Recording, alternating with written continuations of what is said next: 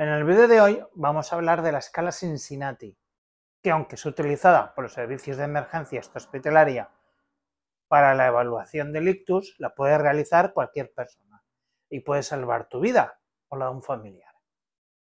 Hola, buenas noches, técnicos y técnicas de emergencias sanitarias. Bienvenidos a vuestro rincón, el rincón del técnico en emergencias sanitarias. En el vídeo de hoy vamos a hablar de la escala de Cincinnati, utilizada por los servicios de emergencia para la evaluación de un ictus. En esta escala se valoran 3 ítems: la parálisis facial, la fuerza de las extremidades superiores y el habla. No hay que seguir un orden concreto, pero hay una técnica memotécnica para que no te saltes ningún ítem, que es prisa con 2 As. PR, de pronunciación. Se le pedirá al paciente que diga su nombre.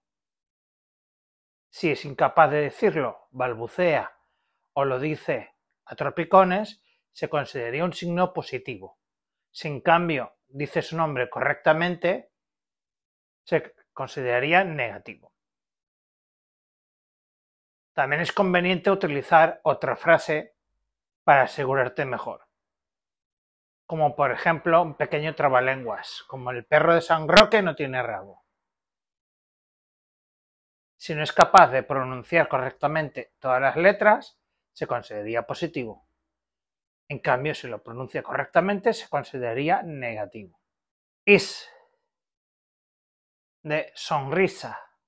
Se le pedirá al paciente que enseñe los dientes y sonría, para ver si su cara es simétrica o no. Si el paciente está sufriendo un ictus, uno de los signos es la parálisis facial, que se suele manifestar con la desviación de la comisura labial. Si hay desviación de la comisura labial, se consideraría positivo. Si no hay desviación de la comisura labial, se consideraría negativo. También se puede hacer pidiendo al paciente que saque la lengua y la mueva hacia adelante y los lados. Si lo hace de forma correcta, se consideraría un punto negativo, mientras que si lo hace de forma incorrecta, se consideraría positivo. También se puede valorar si el paciente puede o no puede tragar líquidos o si le cae la baba.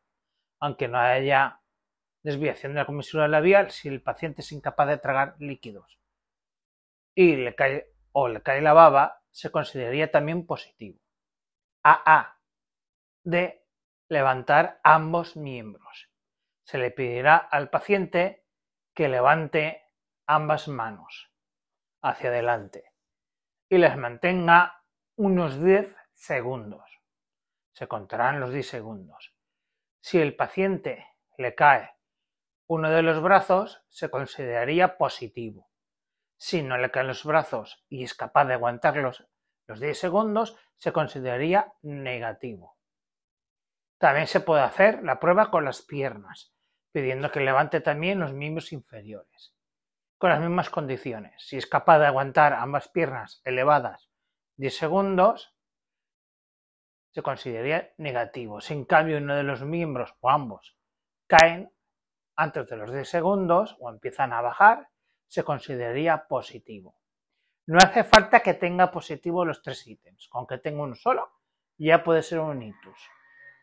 Por lo tanto, al mínimo de estos síntomas hay que llamar a emergencias y pedir asistencia sanitaria.